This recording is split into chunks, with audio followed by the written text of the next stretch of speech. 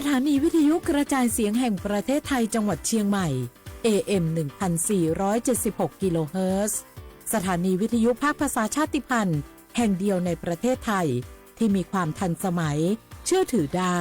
สร้างอัตลักษณ์กลุ่มชาติพันธุ์สู่สากล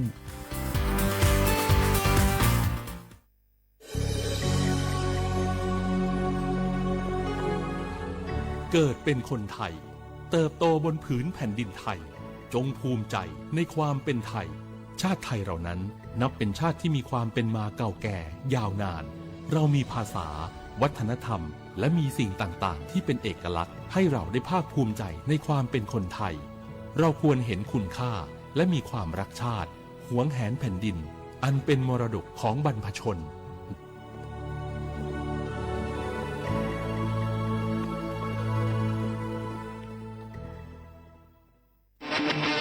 ในยุคที่เทคโนโลยีก้าวกระโดดโจรออนไลน์ก็ก้าวตามมาติด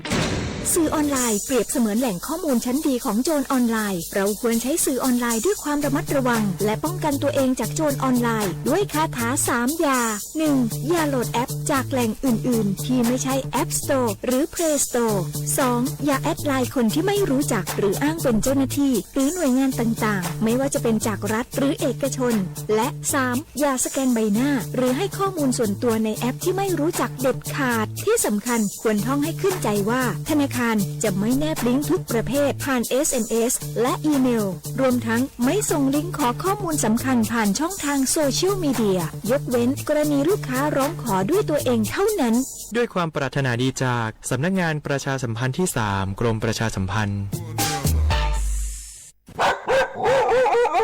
แม่ครับมีหมาที่ไหนก็ไม่รู้เห่าอยู่หน้าบ้านเราผมวิ่งหนีเข้าบ้านเกือบไม่ทันระวังนะอย่าไปแย่หรือรังแกมันเข้าเดี๋ยวมันจะกัดหรือข่วนเอาได้แล้วถ้ามันกัดหรือข่วนจะเป็นอะไรมากไหมครับก็อาจเสี่ยงเป็นโรคพิษสุนัขบ้าได้จ้ะรู้ไหมโรคพิษสุนัขบ้าเป็นโรคติดต่อที่มาจากสัตว์เลี้ยงลูกด้วยนมเกิดจากเชื้อไวรัสพบได้ทั้งในหมาแมวลิงหนูค้างคาวกระรอกโคกระบือและไม่ใช่เฉพาะแต่หน้าร้อนเท่านั้นนะที่มีการระบาดของโรคจริงๆแล้วไม่ว่าฤดูกาลไหนก็สามารถพบโรคพิษสุนัขบ้าได้ถ้าติดเชื้อโรคพิษสุนัขบ้าจะเป็นอย่างไรครับจะมีอาการกลัวน้ำและอาการทางประสาทโดยเฉพาะที่ระบบประสาทส่วนกลางถ้าเป็นแล้วหากฉีดวัคซีนป้องกันโรคไม่ทันจะเสียชีวิตทุกรายเลยนะแล้วเราจะป้องกันได้อย่างไรครับคุณแม่ต้องระวังอย่าให้สุนัขหรือว่าสัตว์ต่างๆเหล่านี้กัดที่สำคัญหากเรามีสัตว์เลี้ยงในบ้านควรพาไปฉีดวัคซีนป้องกันโรคพิษสุนัขบ้าตามกำหนดจ้าถ้าอย่างนั้นวันหยุดนี้เราพาเจ้าช็อกกี้ไปฉีดวัคซีนป้องกันโรคพิษสุนัขบ้ากันนะครับได้เลยจ้าโรคพิษสุนัขบ้ารักษาไม่หายติดเชื้อถึงตายร่วมกันป้องกัน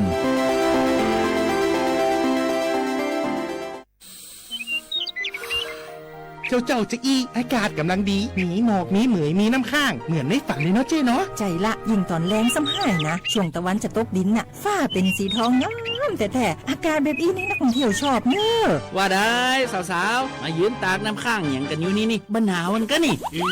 เปิ้นกำลังชมความงามธรรมชาติอยู่มาอู้ให้เสียบรรยากาศหมดไอ้แก้วว่าแต่ว่านี่จะไปไหนนี่วันนี้นี่พูดนั่นกันไงจะไปเฝ้าเฟืองหิกำที่กลางตรงคุณไงพี่ป่อบอกว่าจะปลูกหอมแล้วนี่ไอ้แก้วเปิ้นกำลังชื่นชมว่าอากาศดีๆนี่จะไม่ง่ายคืออากาศเสียเหี้ยแล้วนี่เอาเห็นหมอแก้วเจ๊เคยบอกแล้วโลว่าการเผาอะทำให้เกิดมลพิษฝุ่น PM 2.5 มันส่งผลกระทบต่อสุขภาพต่อสิ่งแวดล้อมและการท่องเที่ยวตอนนี้อากาศบ้านเฮากำลังดีๆอยู่ถ้ามีการเผาเศษวัสดุต่างๆอากาศก็อย่าแย่นักท่องเที่ยวก็ไม่อยากมาล่ะกะใจละเจ๊อากาศกำลังดีๆอยู่จะมาเผาอะไรเปิ้นเหี้ยไปเลยไหนไอ้แก้วคือไอ้คำมันมาไถฮือมันเจ๊ไอ้แก้วนี่นะโอ้ขอโทษครับน้องพล่าคิดว่าเผามันง่ายดีเน่ร่วมสร้างอากาศที่สดใสไม่สร้างมลพิษให้สิ่งแวดล้อมปรารถนาดีจากสำนักงานประชาสัมพันธ์ที่ 3 กรมประชาสัมพันธ์ค่ะ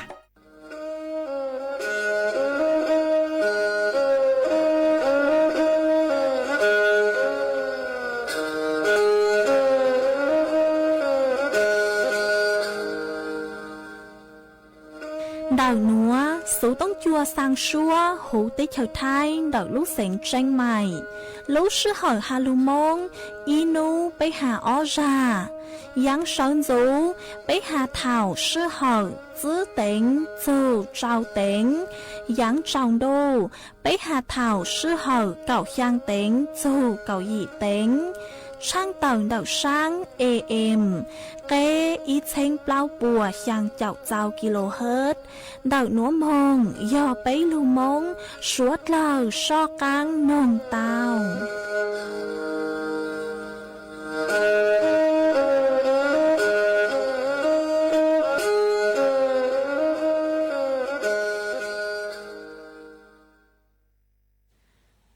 เกี่ยวกับมอสิทธิบัตรทองไปจำบัตรคอมอต่อโซลุเจชั่วยาก็มั่วบัตรประจำตัวประชาชนนี่คือสิทธิบัตรทองไปจำบัตรคอมอที่นำมูจัวสีก็ตีแดงบัตรประจำตัวประชาชนซื้ออยู่เดินเจ้าเก๋ยเสียเถาก็มูเจชั่วเต่าก็อยู่ริจาเถาก็มูเจชั่วเจก็ได้บัตรประจำตัวประชาชนต่อจอเจชั่วหัวมั่วใจสีเราจะใช้คอมอหัวยเสียก็เราเต่าก็มูคอมอเดินจะเช่าคอมมอนกับชนวัวกงเตสเกคอมมอนรอสปสชหลอดเตาเทียก็ยังจะช่วยนุตือหลอดเตาเราก็อยู่จังใจวันเดย์ย่อเขาแอปพลิเคชันหมอพร้อมเทียแอปพลิเคชันเป๋าตังคู่เตาเทียจะเช่าคอมมอนวัวก็ถอแต่งใจหมู่คอมมอนออนไลน์เตาที่เขาจะเช่าคอมมอนด้านนอกคลินิกเวชกรรมชุมชนอบอุ่นคลินิกทันตกรรมชุมชนอบอุ่นคลินิกแพทย์แผนไทยชุมชนอบอุ่นเปล่าคลินิกเทคนิคการแพทย์ชุมชนอบอุ่นจีคลินิกพยาบาลชุมชนอบอุ่นก็เพราะตอนนี้จ่าเตียรู้ชาวคอมมอนตือเที่ยวกงเตะเจ้าเก๋คอมมอนรอสปสชเดี๋ยวก็มุ่งใช้ตอนนี้หาเว็บไซต์สปสช www.mhso.go.th รอสแกน QR code มุ่งใช้จอมเบชาวคอมมอนเอกชนวัวกงเตนเจ้าเก๋คอมมอนรอสปสชเตาเทียตั้งแต่จะช่วยที่จะเช่าคอมมอนนอสีก็ติดแดนบัตรประจำตัวประชาชนซื้อเตาหลักยก็ยจู่คอมมอนยังเขาจะช่วยเจก็สีก็ติดแดนบัตรประจำตัวประชาชนที่ซื้อเขาก็คอมมอตายยอมั่วชั่วเจ้าหมูนอเจก็หมูถอใจชั่วเตาเป๊ะเจ้าเขาเกลีนอหมูใจเดอเกเจใจชั่วหมูใจเดอจะเจมั่วชั่ววันนี้เจก็เจเป๊ะก็เจชั่วซาตัวต่อก็เจเราเตา要叫我们伢了，这叫我们企业政府叫这错了，一个村叫这错，我要这个到天。有个啥到给班，他们跟个护士东木头给班的，能好好教，能够不等。เรา有户门路到的สปสช1330 Line สปสช Line ID SIMHSO เราหมู่ใช้ต่อเนาะหอ Facebookสำนักงานหลักประกันสุขภาพแห่งชาติต่อซึ่งเราหมู่ก็อยู่ย่อขอตือเราช่วยเขาก็มั่วใจคอมอย่อเขาสิทธิบัตรทองก็จดสีก็ติดแต่บัตรประจำตัวประชาชนซื้อก็มุ่งเจจอจะเช่าคอมเราซื้อเจสีต่อละก็ชิตายอยู่ปงอีปอนเนี่ยเทียบเส้นจอก็ตุ่มมอนสีละ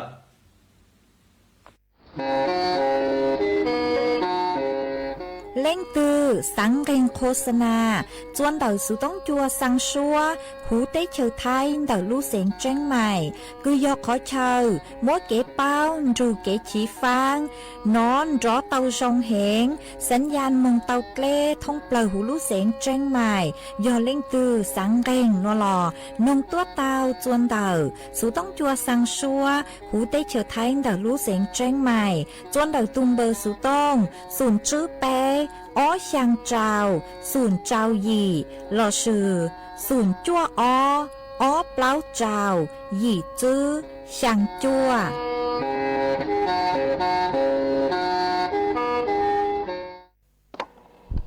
อีจานุโยโลเล่งโยตู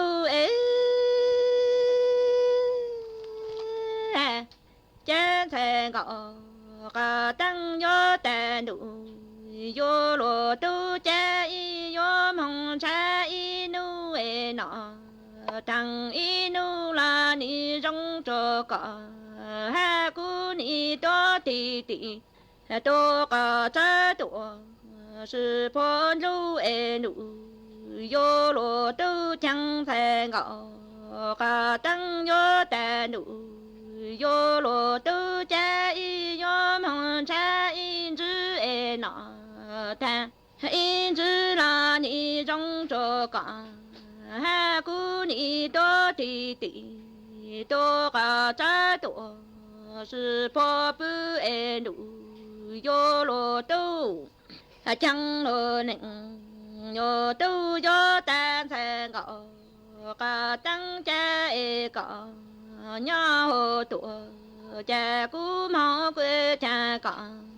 ni chữ sa mong đầu tha gõ cả tha lu sa phăng e cha cũ mong ô lô lụ cả lô cha lu phăng e cha gõ nhớ hồ tuổi cha cú mong e cú yo mong ô lô lụ cho cả lô e cha cọ nhớ tê cha cọ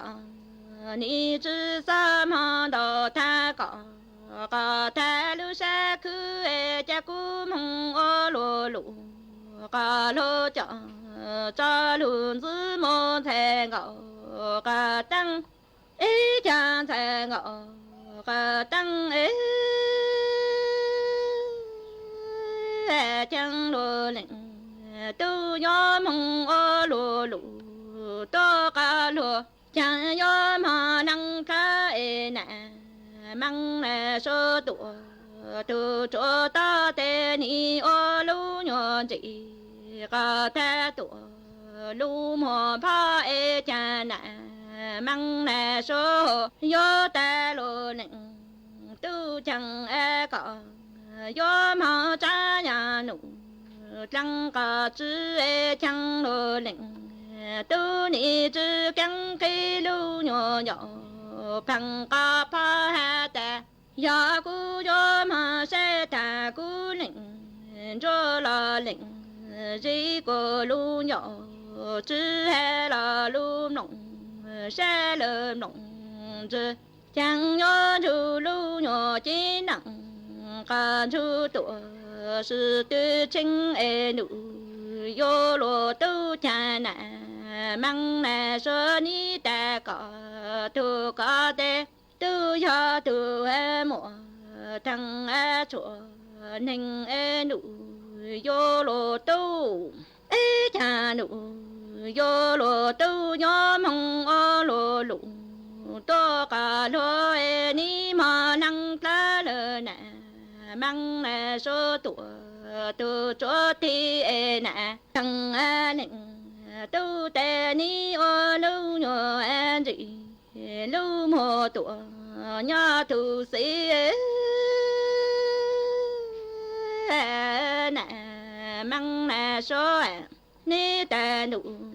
vô lô tu chẳng a cọ vô mà cha nhà nụ trăng cả chữ e lô nịnh yo tu yo ta chẳng yo cu yo mà ni chữ căng cây lu nhỏ nhỏ phăng ca pha ta yo cu yo mà se ta cu tỉ nhỏ cứ lô e lu nhỏ tê chữ he cô lu nọng se lơ nọng chữ chẳng yo chữ lu nhỏ chỉ nặng ca chữ tuổi sư tuyên lô e nè mang nè sơ ni ta có tu có te tu ya tu ô lô e chùa mô lô tu e cha nụ yo lô tu cha nè mang nè sơ e ni mong chỉ la tình nhỏ căng chi cha nè mang nè sơ ni ta tình nó có thể tuổi số chữ sinh e chẳng ni chữ nhỏ e chỉnh lâu e ni mà chỉnh sinh là chỉnh sinh e cả lâu mà chế nặng cả chú tê yo mà nhá thằng e cả lâu chữ cả tha li chữ e nịnh ni lô tu e cha nè mang nè số e ni mà chỉ là tình nhỏ căng thu e nè mà nè số ni ta tỉ nó có ta tổ số chữ thơ ta ni chữ nhỏ e chỉnh lâu e ni nhỏ chỉnh sinh la chỉnh thu tê có lâu mò chế nặng có chú e ni mò nhá thằng e có lâu chữ y chữ e nịnh có thể tuổi chữ tao lu ni lô lệnh nhô tu chẳng e nè mang nè số ni mô lô nè nhờ tu nó gồm hồng cho nè mang nè số tuổi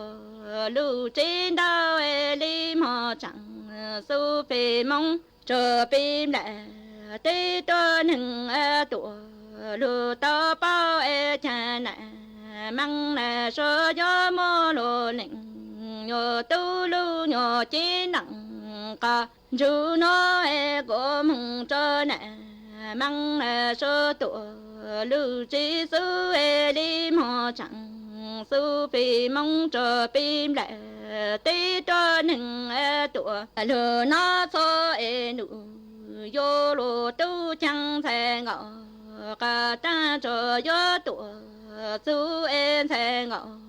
cả tăng gió ta nụ vô lô tu cha thon thể ngọ cả tăng hạ lô nịnh nhờ tu trên hồng thể ngọ cả tăng gió ta nụ vô lô tu cha số lơ tự chỉ để ni lụ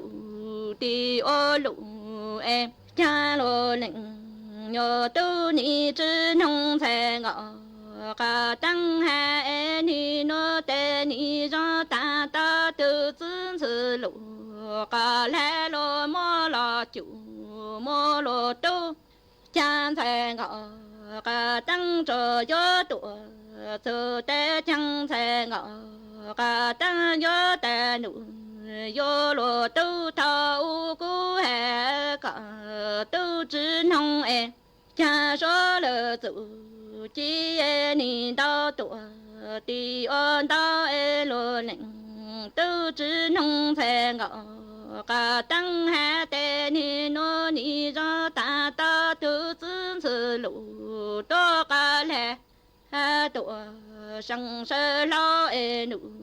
vô lô tu chẳng thể ngọ cả ta tê ni do tuổi li hồ tuổi nô chữ chính chân ra ti là do nó sơ tặng sơ lo tuổi cho cả chính cha tuổi li hồ tuổi hà chữ cho em chẳng tuổi li hồ tuổi chẳng ni tuổi li tuổi hà chữ to cả ta chẳng ra ti là do nó sơ tặng sơ lo tuổi cho cả xe nụ vô lô túc cha nè mang nè số cho mô lô nè nhờ tu nó gồm hồng cho nè mang nè số lú nhờ trí trọng ta ca tu chùa chư hồ tùa cao cho tư cha tị tu lơ tị ký tê ni tu sa lơ lụ cả lăng ta sa nô pi ni rau yo nè sa y tư chân chu lô mộ tư cha nè chẳng nè mang nè sơ cho mô lô nịnh nhờ tu lu nhờ chí nặng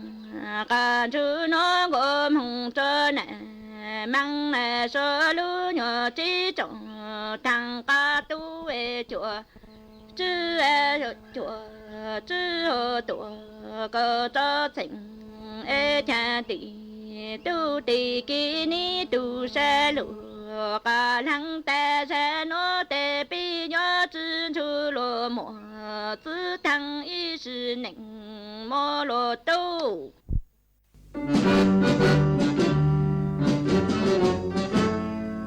chua mua dừng chúa dây rò thiết tế chờ dây giò nhó chú mua plau muôn tù tế chờ nhó càng xa lù tú kỳ nhó luôn xương xì mà trồng nâng thái sợ đờ lò xích cùng tề tí thái chua mua dừng kế thơ dù luôn đỡ lúc sáng trăng mày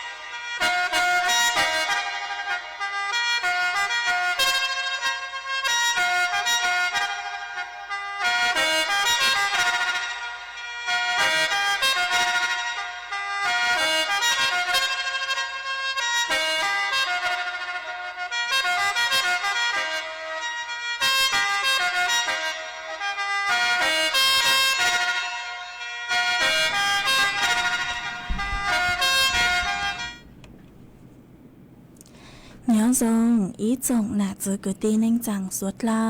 จนนุวันพุธนุตีเกายีลูเจ้าลินดูชงอ้อเช้งจื้อปัวเจ้าเจ้ายีมานุนัวย่างจัวลิงเรเน่งเกาเป้เต่าจ้าคือกังนัวย้อนเน่งหัวปิกีย้อนย่างจัวลิงเรเน่งเกาเปล่าเต่าจ้าคือกังปิกีย่อย่างช่องนัวย้อนย่างจัวนั่งยงมานดักนัวกูเบ้าหญ้าเสียงห่างทรงชาจอกกันจนดูสู่ต้องจัวฮาลุมงดักลูกเสียงแจ้งใหม่ตัวจื้ออีจงหนาจือกตีเน่งจังสวดเล่าวันได้นัวจะอยู่ทออีจงหนาจือกตีเน่งจังสวดเล่ากูเม่งกังลูใช้ห้างกังลูนองยอดโซหูเพจ Facebook มาทอกว่าไม่ปังกดไลค์กดแชร์อีแหล่งอีแชร์ปู้โจเพจสวท AM อีเช้งเปล่าปัวช่างเจ้ากิโลเฮิรตซ์มากูอ้วเจ้าดาวจัวไม่สวดเล่าคือไม่ปังชังกลางสู่ต้องจัวฮาลุมงดักลูกเสียงแจ้งใหม่อ๋อตังคีนัวเจกูหวังให้จะชาหาตาไม่สวดเราอยู่ลุนเร็วกูย่อโอพงยืดเถาปีมังจูจัวเถาเศร้าวันได้นัวเจกูตัวมัวอีร่างโลจ้าคือย่อจังมีเสียงว่างร่างคือลุ้มไปหาตาจื้อตัวทอจื้อหอมคือลุ้มไปหาตาจื้อย่องกัวยอลูจอจัวสวดเลยเต้านองกงกี้รอใส่ตั้งเลยมาจวนจื้อนัวเจยัวลูมัวอีจังสุดยอลูถังคาจัวสวดเลยเต้าเป้าอ๋อวันได้ยุมือถังซื่อมากู้ทอจื้อจัวอีจงนาจื้อกุตี้นิ่งจังสวดเลยฮะนัวลุนจื้อสวดเลยเต้าเก้งรอเลยวิยอฮาตาเถาตั้งกีมาลูกคอมพิวเตอร์หนึ่งมัวตั้งเหม่งมินจื้ออ๋อหนึ่งมัวตั้งเหม่งมินจื้อมาถูพี่ช่างนึกกู้ใครจื้อเต้าหอมาเลยอัวจัวใครรายการเตาแก๊งรอเหล่ามาท้อสดเหล่าช่อสังเลยอย่างห้าปังสังรถสืบปูจกูห้าอ๋อมาจวนจื้อหนัวเจยัวลูมัวอีจังสูสือกือหาจูนเดาจ้อเกค่าแรงจะลูถังจัวสดเหล่าเตาเป้ายอดจัวนุติเก่าช่างลูเจ้าลินดูชงอ้อเช้งจื้อปัวเจ้าเจ้ายีลอชื่อยอนนางมอเดาลูจงชะล่างบอดค่าจ้างกูมัวมติปูจงจัวยิงเกค่าจ้างอัวเปล่าปวมบะต่ออีนูหนอมายัวเต้าเลยหนัวยอดจวนเดาลู่ตัวเจ้งกรุงเทพยอดจวนเดาตัวเจ้งกรุงเทพนี่หนัวมาป่วยยัวจ้างจอดตัวหนึ่งคืออวดลังนูอีนูเปล่าปวมบะหัวยอดจัวหรือลู่เสงหอยอดจัวหรือลู่เสงมาจ่อเกค่าจ้างคือป่วยยัวยีอัวเปล่าปวมบะหนัวยัวยอดจัวเก่งอาชีพซื้อยัวยอดจัวเก่งอาชีพซื้อซื้อเลขจ้อทางหนูคือยอดจวนดอกจ้อเจ๋โรงแรมระดับอ้อดาวยีมง5จ้อเจ๋โรงแรมคือมั่วซื้อเจ้าห้องยิมหอ5จอห้องอาหาร5จอห้องกิจการสถานบริการทั่วไปทั่วประเทศหนอมาปัวมั่วผลบังคับยอดจัวมาป่วยยุนยิงเกยจัวสวดเล่ายอดจวนนุติอี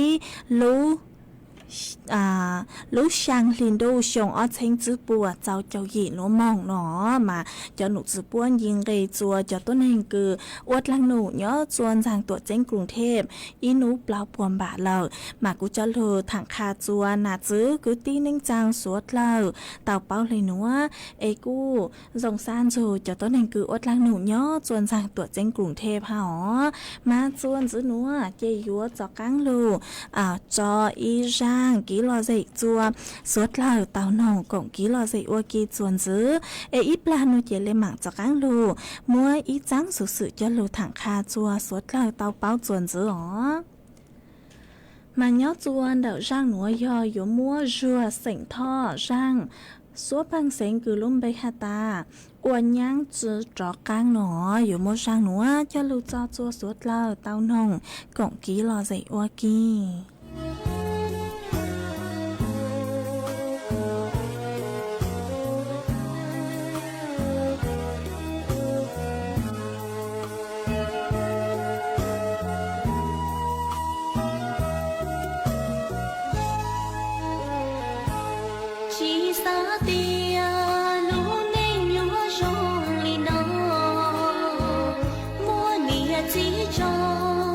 lại chùa trầu y trong tê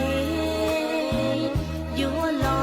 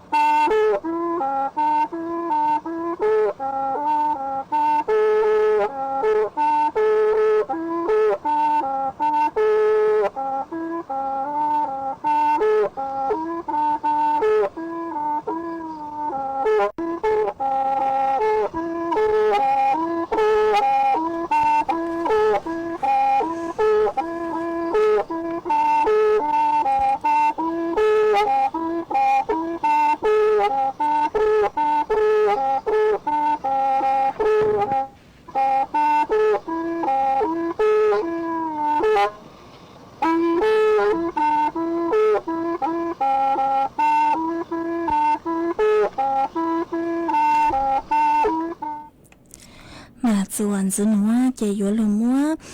ý trắng số sự họ giờ lo suy choข่าวประชาสัมพันธ์จะลือถังจัวอีจงหนาจือกตีนิ่งจังสวดเราเตาเป้าจวนจื้อมาท้อประชาสัมพันธ์เราสุยอท้อช่างเต่าทั้งช่างเต่าจัวอีจงหนักจืกุที่นิ่งจางสวดหล่อเยาฮาตาเล่งตือกุนนงรายการ AM ซื้อปัวเปล่าเจ้าจั่วเกิดย้อนจนเดาสวทเพื่อการเรียนรู้และเตือนภัยภาคเหนือมามั่วเป็นสื่อคือยัวโทเมืองเต้าจวนเดาปัวเลยรายการยัวมั่วชอมั่วจัวสวดเหล่าหนอมาย้อนชอหนัวเนื้อกู้มั่วจำกัดหลอสุยอเนื้อกู้มั่วเจ้าซื้อมาท้อจัวอีจงหนาจือกุตี้นิ่งจางสวดเหล่าดาวสุต้งเมืองจวนเดาปัวเลยรายการ AMเดาว่าเลยรายการคือยอดส่วนเดาAM ซื้อปัวเปล่าเจ้าจั่วคือยอดส่วนเดาสวทเพื่อการเรียนรู้และเตือนภัยภาคเหนือ5จะตั้งเลยหนูซื้อยอดส่วนเดาAMซื้อปัวเปล่าเจ้าจั่วหนัวยอดจั่วเถ่าลุชเหอเก่าช่างเต็งเก่านาทีเจ้าเก่าหยีเต็งกูหัดเจ๋งมั่วไลฟ์สดเกิดยอดจวนดักว่าเลยเพจสถานีวิทยุกระจายเสียงแห่งประเทศไทยเพื่อการเรียนรู้และเตือนภัยภาคเหนือมาเถ่าลุชเหอเก่าจื้อเต็งเถ่าลุชเหอเก่าจื้อเต็งเก่านาทีเจ้าเก่าเจ้าเต็งมาย่อยอจ่อต้นแห่งต่อช้าหอป่วยอยู่ว่าจ่อไปเลยรายการกูย้อนจนเดาสูต้องจัวเดาหนัวเจ้ามังจอย้อนจนเดาปัวเลยสูต้องจัวรันจืออยู่ย่อจอตัวหนึ่งต่อชาเลยรายการคือปุ้ยเจ้ามังจอมาไปมงเจยัวจ่อรายการมังจอย้อนจวนนู้วันจันทร์ชวนนู้วันจันทร์หัวยอดจัววันอังคารจัววันเสาร์เจยัวย่อต้นแห่งต่อชากุยย่อจอลูเฮโลจอลิซูเลยรายการหอฮันดาวดาวอย่างต้นแห่งต่อชาเลยรายการเจ้ามังจอจัวชวนนู้เถาลุชเหอเก่าช่างเต็งเก่านาทีโจเก่าหยีเต็งมาสวดเล่ามั่วเป็นสื่อกุยยมังเจ้าหนึ่งเจ้าติดตามเต้าจนเดา AM จื้อปัวเปล่าเจ้าจัวเต้าตัวอย่างเก่าเจกุจอลูถังคาจัวอีจงหนาจื้อกุตี้นิ่งจังสวดเล่าเต้าเป้าเลยหนัวจวนจื้อหนัวหอเจกูอยู่ลูมั่วจ่อฟัวจดเลยนางจ่อลูถังจัวสวดเล่าเต้าเป้าจวนจื้อนัวจ่อหนูจื้อปัวหาตายัวมั่วนางกุยิงเล่นดาวเปล่าเจ้าแฝงปัวยอดจูหูพังไปตอนดักไทยไหลอังแฝงดาวนางยศลูยอดจวนดักลูกเสงแม่ห้องสอนเชียงใหม่เชียงไฮ้ลำพูนลำปางพะเยาน่านอุตรดิตถ์พิษณุโลกตาก5ลูกเสงกำแพงเพชรฟัวจัวจานู้นัวยอกุยิงเล่นดาวเน่งเก่าไปจูเน่งเก่าช่างองศาเซลเซียสฟัวจัวกูยอกุยิงเล่นดาวไปเจ้าอีจูไปเจ้าเจ้าองศาเซลเซียสยัวมั่วจวนจ้อยกุยิงเล่นดาวจื้อจูเก่าจื้อกิโลเมตรต่อชั่วโมงยอจวนนุติเก่าช่างจูนุติเก่าจั่วยัวมั่วนางกุยิงเล่นดาวเปล่าเจ้าจูเจ้าเจ้าแฝงปัวยอจูหูพังไปตอนดักไทยไหลอังยอจวนนุติเน่งเก่าจูเน่งเก่าไปยัวมั่วนางกุยิงเล่นดาวเจ้าเจ้าจือหยีเจ้าแฝงปัวยอดโจหูพังไปตอนดักไทยไหลอ่างหมาอ้อนัวปู่เต้าฮาตาอินโดโยมัวนางลูดาวเหงอินโดโยมัวนางลูเจ้าจอตัวมาจ่อฟัวจวนนือเพลงหลงเป่าเกอมาชดเล่ายอดจูเต้าใช้หัวตัวเข่งตัวจงเล่งที่ยอดจังก็จังเช่มงโจขอตือลอยยอดจูเต้าหัวสื่อวิยาลุใจดูนางลูเหงเจยอจัวจูกิเช่หนึ่งบลมบลัวมาชดเล่าเจงฟังชัวสื่อตัวเข่งตัวจงหัวเล่งตือคืออวังอเจเนาะใจเกล้หล่อไม่ชดเล่ายอดจูเต้าเจงฟังชัวสื่อตัวจงวิยาตานางลูมายุอจัวเพ่งมัวเตเล่ช้างสือหล่อสุดเล่งย่างมาชดเล่าใช้ชัวเจงฟังตัวเข่งตัวจงเจกูจ้าลูถังคาเลยหนัวจัวชดเล่าเต้าเป้าจวนจื้อหนัวเจยัวจากอังลูจอร่างกี่หล่อใจจัวสวดเล่าเต้านงของกี่หล่อใจอ้วกี้จวนจื้อมาวันเดียวมึงจอกี่หล่อใจหอนอกกังหาจัวสวดเล่ามาเนื้อจวนดาวสูต้องจวนดาวหนัวนางมอกูฉังดูกูเกิดเลยเถายัวจองดูเจมัวนางลูอีหนัวสัวหอมาโอจัวเจ้านางเร่งไปเช่าตั้งสื่อมาเจ้าฟัวจัวกูหาเจ๋งกูเกิดตั้งสื่อทางกีหนัวเฉินจูหนัวมาฟัวจัวอี ý nhùa dòng giọt tua lờ ấy nhớ chuan đợi mấy dây giò ní phút chùa dòng lấy chàng sư sòng đợi tua cổng kỹ lò dậy chuan đợi số tông chuan đợi núa tao ó lò suy hò đào số tông tua cổng kỹ lò dậy tao chuan đào tông bờ số tông xuống giữ bấy ó chàng trào xuống chàng tao ấy chuan giữ núa chê dúa lưu trò ý rang kỹ lò dậy cứ do thó tuan đào ý tu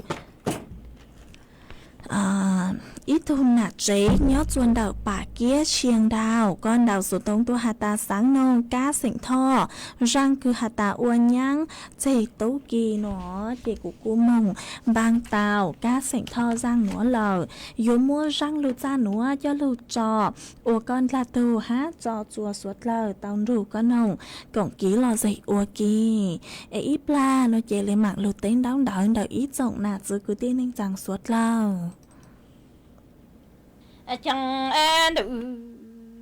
vô lò tu chẳng thể ngậu cả tăng lý sa ký trình ê tụa mong ô nhăng ê tụa lâu tăng xa lưu nhô nịnh sinh cả hình tụa chỉ cờ cho ni yon chủ ê lệnh tu cư ê lệnh trong e la la so so ga tình ca cũ lơ tua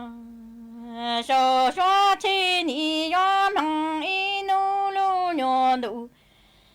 chẳng ca lu e tua a ta đăng ấy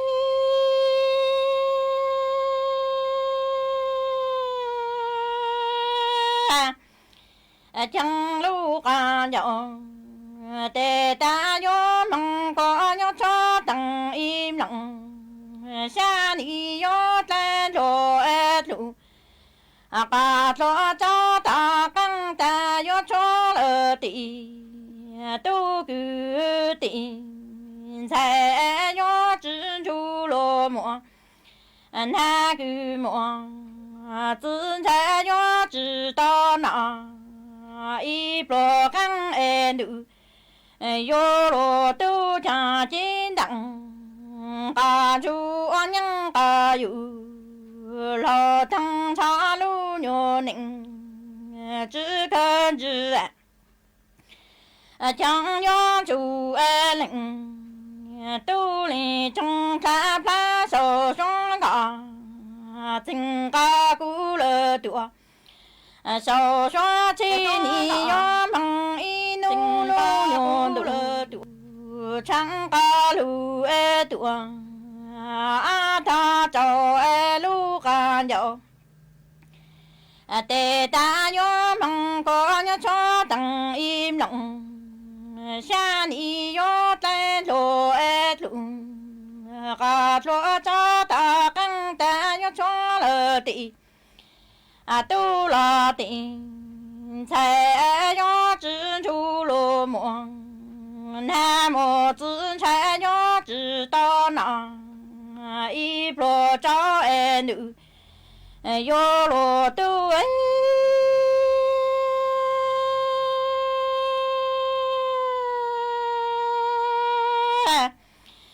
，chẳng lý do những cái yu lo tăng cha yo mong du lệnh tu li trong yo mong yo lu ca du năng e li ca du ca cha yo ta lu ca du cu ni yo yu yu ti sai zo ti tu tu mi tuang zo tu lu cha yo mong du lệnh tu li trong bứ chữ tua tu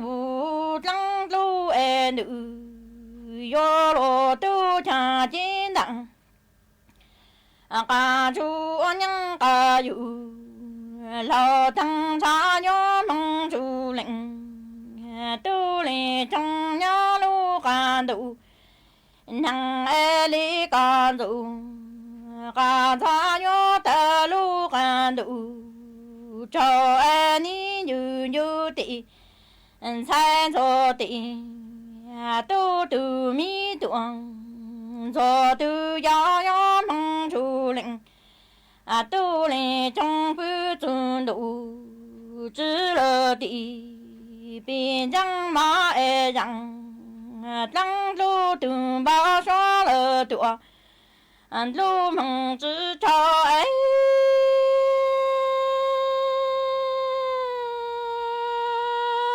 江呀提提路个浪，生个说鸟马路鸟浪，忙啊生那如中家地下当，带呀已经小样，忙啊经多宁之上我大领，哈里子那土米才莫高。家门把生他，罗铃哟都啊。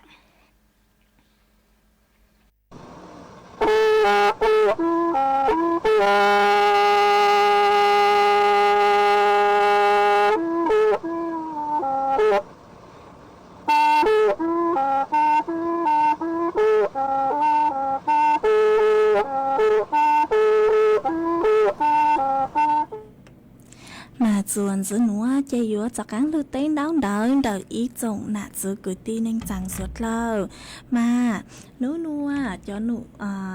cú ở trong đau chùa ý tù phong như họ có sử lúc bây hụ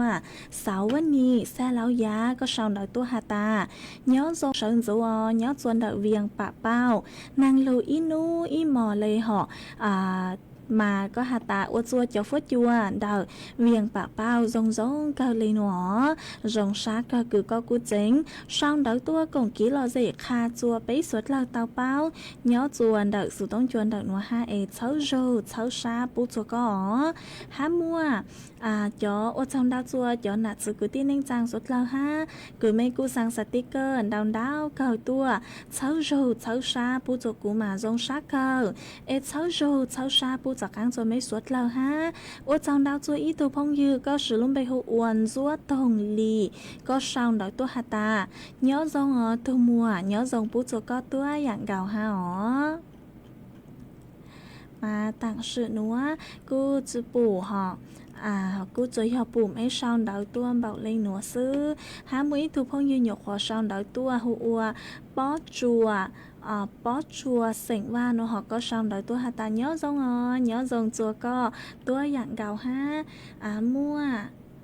ý tu hà ta sáng nông đi treo ngao thọ hà chùa mấy suốt là hà ta của chú chơi nữa hát đợt nuôi choจัดรายการซื้อหอมาว่าเลยนัวchú tao thọ băng giảng lúc chữ ha mấy tu phong dư có sử luôn bay hụa máy xì dị lú nó họ có sao đợi tôi hà ta nhớ dòng sơn dữ nàng mò nhớ chuồn đợi lú tế chờ Malaysia nàng lưu lo ý mò lê ô trong đào pu ô chùa cho phút chùa dòng cao lên nó mà dòng sáng cơ cứ cao cu sao đợi tôi còn kỹ là gì nhớ chuồn đợi nó ha cháu rô cháu xa pu chùa có ha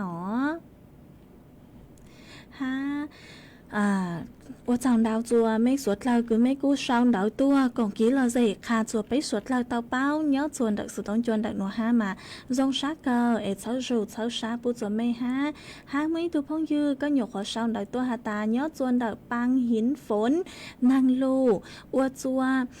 นางลูอวจัวต้นเฮงnăng lưu heng lên nó mà cô dòng sát cơ cứ có cô sau đó tôi cũng kỹ là gì nhá dồn đợt nó ha cháu râu cháu sa bút cho có tôi dạng gạo ha mấy tụ phong dư có sự lúc bây hụt sạc xe giang có nhiều khó sau đó tôi ha ta nhớ dòng sơn dấu bao nhà mà có nhớ dồn đợt lú rò rôm sai âm phơ khảo khó mà năng lưu tàu nàng lú lú cơ lấy hà nó mà dòng sát cơ cứ cơ cô sau đó tôi còn kỹ lo gì nhớ dồn đợt nó ha cháu râu cháu sa bút cho có ha mà cú bù tao ha ta on nấu nua nhớ chuồn đào đào khó chờ cú múa múa nàng lô cờ mà u suốt lời yếu chủ tao sai yếu thu khen tua dòng ha yếu chẳng có chẳng thấy mong chua khó từ lời yếu chủ tao sửa sự ha ó vậy cú cho lù thẳng kha chua bấy suốt lời tao báo lên núa ê chuồn giữ núa vậy yếu chẳng ăn lù cho ý rang kỹ lò dậy chua suốt lời tao nồng còn kỹ lò dậy ô kia chuồn giữ nhớ chuồn đào rang núa giờ yếu mua ý rang kỹ lò dậy cứ do thọ tuôn đào ý tù phong dư ý tù nạt giấy sảnh hiông nhớ chuồn đào lúc giòn đông tao còn đào sủ tông tua hà ta sáng nông ý rang gao là sử dụng ý rang số bằng sáng cử do sai sảnh lao do tu hô ua chảnh do chỉ plo mà có hà ta thó múa phi chùa có tu luồn nén tòng tru nông oa ki ha có chở vĩnh giàu ha có chở nhang chở nù cứ nhớ chuồn đào lú giọt lấy làng ha có chở vĩnh giàu cứ nhớ chuồn đào đào lú giọt tòng dù có nông oa ki ha nọ dây của cuốn bang tàu sai sảnh lao giang số bằng sảnh hà ta chảnh do chỉ plo nó lờ dây yếu mối rang núa cho lưu cho ua con là tàu hát cho chúa suốt lờ tàu ru con hồng cổng ký lo dậy ua kì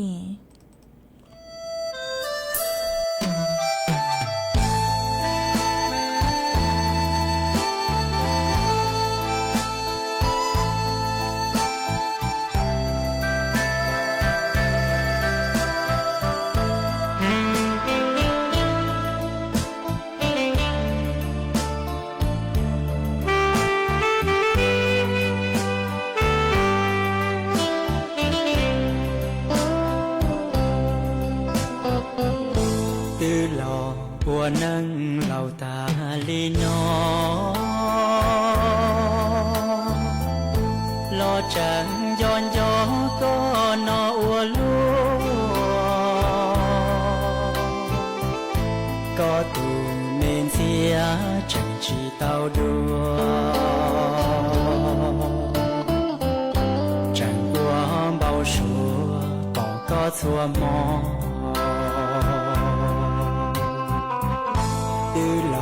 qua nắng mùa tu mùa kỳ qua lũ nắng rong nhỏ tràn đun đi lo chẳng do tia có do tu li li tua thảo y ư chẳng xí lô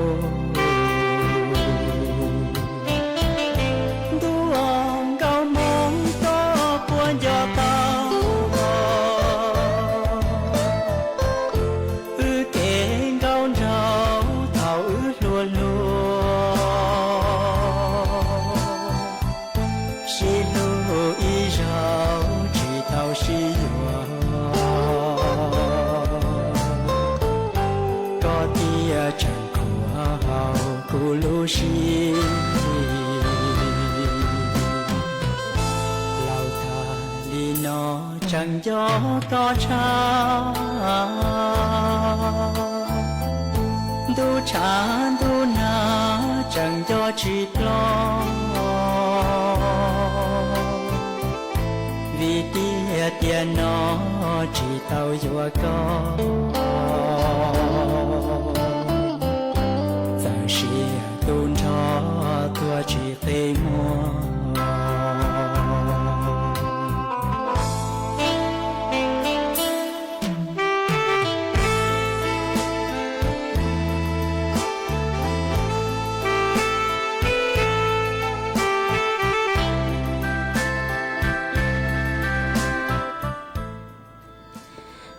cú ở trong đào chua ý thu phong dư họ có sử lông bầy hậu ua cá yên và họ mà có xong đợi tôi hà ta nhớ do ngồi đi chê có nhớ dồn đợi lúc rò ban mẹ có lòng dài nàng cu chứ lưu là ha nó mà dòng sát cờ cứ có cu xong đợi tôi còn ký lo dày khá chua bấy suốt lời tao bao nhớ dồn đợi sự tung dồn đợi nó hai ấy xấu ru xấu xa bút chua có hà họ hát ở trong đào chua ý dòng nạt cứ tin ninh chẳng suốt lời cứ mấy cu gang lưu sai ha gang lưu nồng họ cứ mấy cu lùng ru của nhớ ở phong dư thọc bí lưu chua chua thọc xa หาว่าจังดาวจะไม่สวดเรากูไม่กูช่างรังสูต้องจัวฮาลูมงดอกลูกเสียงแจ้งใหม่ฮะต่างชื่อหนัวลูกชื่อหอยยัวตั้งเราชัวกูยังเล่นดอกเปล่านาทีละซื้อเจกูยัวจออีจางกี่เราใจกูย่ออาลิ้นเสียงท่อร่างสวบังเสียงคือหาตาลอนหน้าสาวพอจะหลุดจอจัวสวดเล่าตอนนองกงกี่รอใส่อวดช่างต่อกังเก่าเนื้อจัวตังกีนวลหลักซื้อตังกีนัวกูย้อนใหญ่สวดเล่ามองเลยนวลหลักซื้ออีจังจังดูไปเลยมังจากกังลูกซุนสุดลัวจัวเถ่าลูกซื้อห่อเกายังเต็งจูเกาหยีเต็งตังกีนัวเจย้อนใหญ่ไม่สวดเล่าเลยนวลหลักซื้อถอดจัวกดไม่ชัวเล่งชัวตูจวนจื้อจูกี่นอกกังเนื้อจงสวดเล่า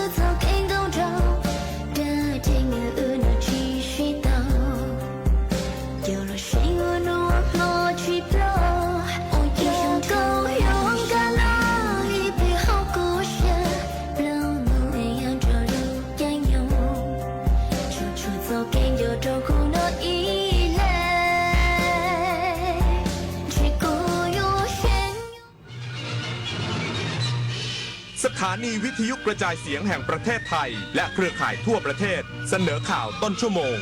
รู้เร็วรู้จริงเกาะติดทุกสถานการณ์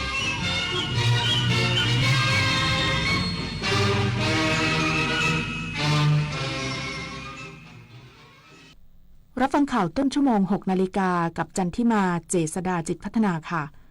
กองทุน FTA ได้อนุมัติงบประมาณกว่า24ล้านบาทส่งเสริมโครงการนำร่องผลิตถั่วเหลืองอินทรีย์และแฟร์เทรดอีกสักครู่กลับมาติดตามรายละเอียดค่ะเยาวชนคือพลังสำคัญในการขับเคลื่อนอาเซียนไปข้างหน้าประเทศไทยพร้อมสนับสนุนเครือข่ายเยาวชนอาเซียนให้แข็งแรงเป็นมิตรและรวมพลัง ด้วยการสนับสนุนเครื่องมือดิจิทัลและพื้นที่ให้เยาวชนได้แสดงออกลงทุนในโครงการพัฒนาเยาวชนสนับสนุนความร่วมมือข้ามพรมแดนและส่งเสริมการเข้าถึงการศึกษาทักษะสำหรับอนาคตอย่างเท่าเทียมเยาวชนอาเซียนคือพลังสร้างอนาคตชนดนตรีไลฟ์เดือนมิถุนายนสนุกกับจังหวะที่อยู่ในสายเลือดของคนไทยดังไปทั้งแผ่นดินฮิตไปทุกชนชั้นจุดผสานทางวัฒนธรรมกับหมอลำสามชาติลาตินซูพร้อมศิลปินรับเชิญเท่าสราวุธทุ่งขี้เหล็กวันศุกร์ที่ 20 มิถุนายนนี้เวลา 18 นาฬิกาณห้องออดิทอเรียมอาคารศูนย์ปฏิบัติการถนนวิภาวดีรังสิตดินแดงกรุงเทพมหานครติดต่อเข้าชมฟรีได้ที่ Facebook ถนนดนตรีเรายังเป็นนักเดินทางคนชอบตื่นเช้าฟังข่าวตอนเช้าให้ทุกเช้ามีสาระตีของร้องข่าวสื่อสารตรงถึงชาวบ้านในทุกพื้นที่ผ่านหอกระจายข่าวทั่วไทยจากการจับมือกันแน่นของกรมประชาสัมพันธ์และกระทรวงมหาดไทยออกอากาศทุกวันเวลา 6:30 น.ถึง 6:45 น.ในรายการข่าวยามเช้า FM 92.5 เมกะเฮิรตซ์ทางสถานีวิทยุกระจายเสียงแห่งประเทศไทยและเครือข่ายทั่วประเทศคนไทยรักสุขภาพฟังทางนี้ขอเชิญร่วมออกกำลังกายสร้างสังคมสุขภาพดีกับโครงการแสงดำใจไทยทั้งชาติเดินวิ่งปั่นป้องกันอัมพาตครั้งที่ 11 เฉลิมพระเกียรติด้วยแนวคิดใหม่ออกกำลังกายเป็นนิสัยห่างไกลสโตรก No Stop No Stroke สมัครได้แล้ววันนี้ที่ wrb11.thai.run ถึง 31 สิงหาคม 2568 มาร่วมกันทำให้การออกกำลังกายเป็นส่วนหนึ่งในชีวิตประจำวันแล้วมาเดินวิ่งปั่นพร้อมกันทั่วประเทศ 2 พฤศจิกายนนี้กองทุนปรับโครงสร้างการผลิตภาคเกษตรเพื่อเพิ่มขีดความสามารถในการแข่งขันของประเทศอนุมัติงบประมาณกว่า 24 ล้านบาทส่งเสริมโครงการนำร่องผลิตถั่วเหลืองอินทรีย์แฟร์เทรดยกระดับต้นแบบการผลิตเพิ่มขีดความสามารถในการแข่งขันของภาคเกษตรไทยนายฉันทานนท์วรรณเขจรเลขาธิการสำนักงานเศรษฐกิจการเกษตรหรือสสก.กล่าวว่าการลงพื้นที่จังหวัดศรีสะเกษเพื่อติดตามความก้าวหน้าและพิจารณาความเป็นไปได้ของโครงการนำร่องศูนย์ต้นแบบการผลิตถั่วเหลืองตามมาตรฐานเกษตรอินทรีย์สากลและแฟร์เทรด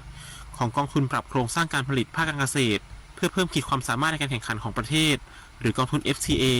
ที่อำเภอห้วยทับทันซึ่งที่ประชุมคณะกรรมการ FTA ได้อนุมัติงบประมาณจำนวนกว่า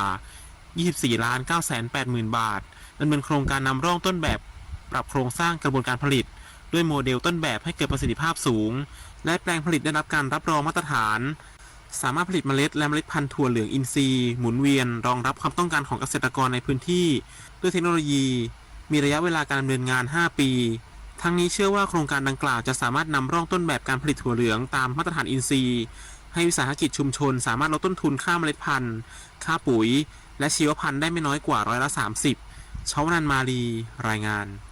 กรมอุทยานแห่งชาติสัตว์ป่าและพันธุ์พืชกำชับหน่วยงานในสังกัดเพิ่มความเข้มงวดงานด้านการป้องกันปราบปรามและควบคุมไฟป่าเพื่อยกระดับประสิทธิภาพการคุ้มครองผืนป่าทั่วประเทศนายอัฏฐพลเจริญกันษาอธิบดีกรมอุทยานแห่งชาติสัตว์ป่าและพันธุ์พืชกล่าวว่า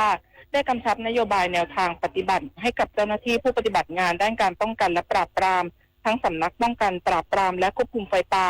สำนักบริหารพื้นที่อนุรักษ์ที่ 1-16 และสาขาและสำนักงานสนับสนุนการป้องกันและปราบปรามที่ 1-4 เพื่อให้ร่วมสนับสนุนการปฏิบัติงานของหัวหน้าพื้นที่ป่าอนุรักษ์ในด้านต่างๆเช่นการดำเนินการด้านไฟป่าด้านการบังคับใช้กฎหมายเกี่ยวกับการลักลอบตัดไม้การค้าสัตว์ป่าด้านการข่าวและการลงพื้นที่โดยให้บูรณาการการทำงานในทุกระดับตั้งแต่ระดับพื้นที่ระดับภูมิภาคหรือสบอและระดับส่วนกลางเพื่อส่งเสริมและสนับสนุนการปฏิบัติงานให้เกิดประสิทธิภาพสูงสุดตั้งแต่ขั้นตอนการข่าวการตรวจสอบการจับกุมดำเนินคดีไปจนถึงการได้พื้นที่ป่ากลับคืนมาอย่างเป็นรูปธรรมทั้งนี้ยังได้เน้นย้ำให้ปฏิบัติงานป้องกันเพื่อไม่ให้มีการกระทำความผิดก่อนที่จะเกิดการจับกุมปราบปรามในภายหลังเจ้าหน้าที่ผู้ปฏิบัติงานต้องศึกษาระเบียบและกฎหมายที่เกี่ยวข้องให้สามารถปฏิบัติหน้าที่ได้อย่างถูกต้องสร้างเครือข่ายประชาชนเป็นแนวร่วมสนับสนุนการปฏิบัติงานร่วมกับเจ้าหน้าที่ของกรมและสุดท้ายใช้เทคโนโลยีที่ทันสมัยในการสนับสนุนการปฏิบัติงานปิยาพันธ์ยางเทียนรายงานคณะกรรมการประกันสังคม